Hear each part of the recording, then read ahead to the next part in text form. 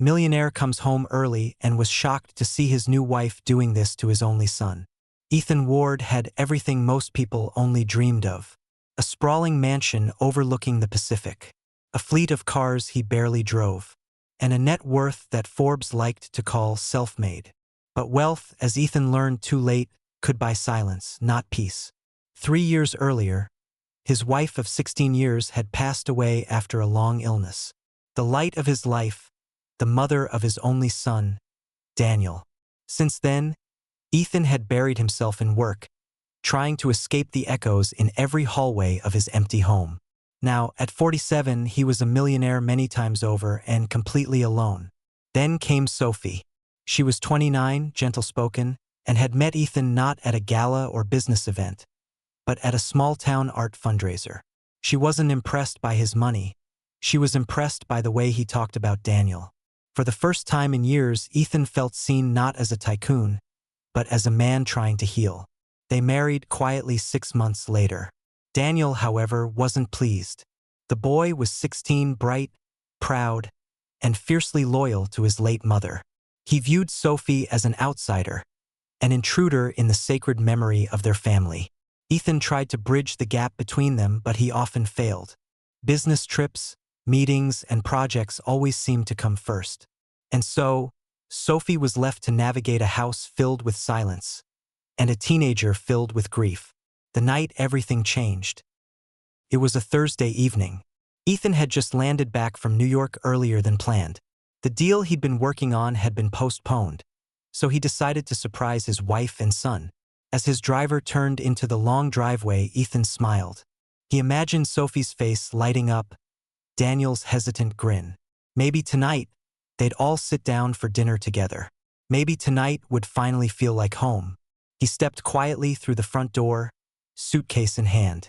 The house was unusually quiet, except for faint sounds coming from the den. Curious, Ethan moved closer. The door was slightly ajar.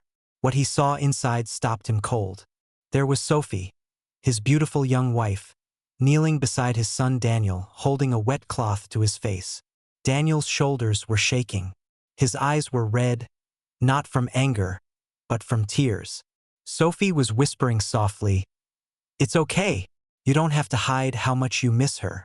"I miss her too." Ethan froze. For a split second, his mind raced to the worst conclusions. Was Daniel hurt? Had Sophie done something? But then Daniel's words broke through, raw and trembling. I just feel like she's gone and everyone's forgotten her. Dad's always working. You're here, but you're not her. I don't know what to do anymore." And Sophie, without hesitation, pulled him gently into her arms. "I know I'll never replace her," she said softly. "But if you'll let me, I'd like to be someone you can count on.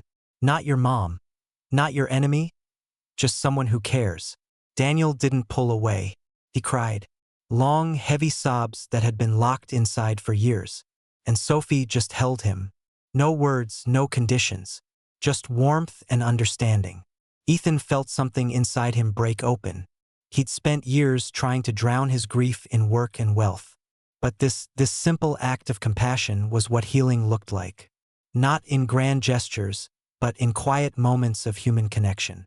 The confrontation that wasn't. Ethan didn't walk in right away. He waited, watching his son finally let go of the pain he'd been carrying alone. Watching his wife hold him as if he were her own flesh and blood. When the moment felt right, he stepped inside. Both of them looked up, startled. Daniel wiped his eyes. Sophie stood quickly, her face pale. "Ethan, you're home early," she stammered. "I am," he said quietly. His voice was steady, but his heart was not. "And I'm glad I am." He walked over and put a hand on Daniel's shoulder. "Son," he said softly, "you don't ever have to hide your pain from me. I miss her too, every single day. But I've been so busy trying to forget that I forgot to remember you." Daniel's eyes filled again.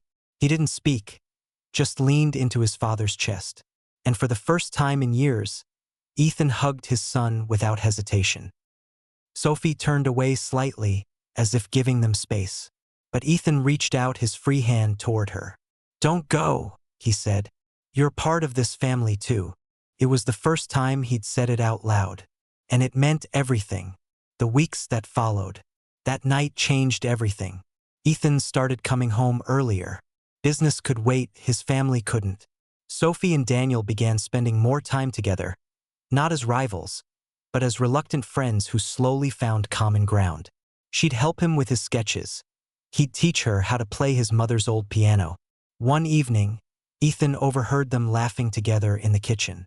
Daniel was teasing Sophie about her terrible pancake flipping skills. "You're supposed to catch the pancake, not paint the ceiling with it," he laughed. She stuck out her tongue. "Well, maybe if someone didn't distract me with jokes, breakfast wouldn't become modern art." The sound of their laughter filled the house like sunlight breaking through clouds. Ethan stood in the hallway, listening, smiling, and silently thanking the moment he'd decided to come home early. An unexpected letter. A few months later, on what would have been his late wife's birthday, Ethan found an old envelope in Daniel's drawer. It was addressed to Mom. Inside were years of letters Daniel had written but never sent. Confessions of guilt, loneliness, confusion. Ethan's hands trembled as he read them. He realized how deeply his son had suffered, how absent he had been while pretending to be strong. That evening, he gathered Daniel and Sophie in the living room. "I found your letters," he said gently. Daniel looked panicked, but Ethan continued. "I just wanted to say, you don't have to write to her in secret anymore. Let's remember her together. Let's talk about her. She'd want us to keep loving, not to hide." Daniel stared at his father, then at Sophie. For a moment, he seemed unsure. Then he nodded, and for the next hour, they shared stories. Funny ones, sad ones, forgotten ones. Sophie listened, sometimes laughing, sometimes crying with them. It wasn't about replacing anyone. It was about healing together. The real miracle. Months turned into a year. Daniel graduated high school with honors and gave a speech that brought the audience to tears. He said, "Family isn't just who you're born to. It's who stays when life falls apart and helps you rebuild." I learned that from my dad and from Sophie. Sophie wept openly that day. So did Ethan. After the ceremony, Daniel hugged her tightly and whispered, "Thank you for not giving up on me." She smiled through her tears. "Thank you for letting me in." Years later, time passed. The mansion that once echoed with emptiness now rang with laughter, friends, and the occasional chaos of family dinners. Ethan still worked, but differently. He'd started a foundation in his late wife's name, focusing on helping grieving families find counseling and support. Sophie became one of its volunteers, and Daniel, now in college studying psychology, joined every summer. One evening, as they sat watching the sunset, Ethan turned to Sophie.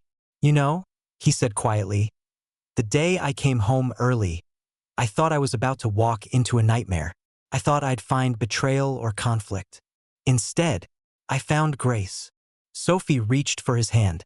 "Sometimes," she said, "God sends us what we need disguised as what we fear." Ethan smiled. "Then I guess I needed you." Epilogue. The gift of coming home. Years later, when people asked Ethan Ward about the secret to his success, he didn't talk about business strategies or investments. He said, "I learned that the real measure of wealth isn't how much you earn. It's how much love you give and how much forgiveness you can hold." He'd tell them the story of one ordinary evening when he came home early and saw something that changed his life. Not betrayal, not scandal, but a young woman, his new wife, kneeling beside a broken boy, showing him the kind of compassion that money could never buy. He'd end his story the same way every time. If you have a home to return to, don't wait until it's too late to walk through the door. Because sometimes, the greatest miracles happen when you simply come home early. And those who heard him would feel something shift in their hearts. A reminder that even in the wealthiest of lives, the truest riches are found in the quiet acts of love that heal what money never can. Moral of the story. Love doesn't replace loss, it transforms it. Family isn't about perfection, it's about forgiveness.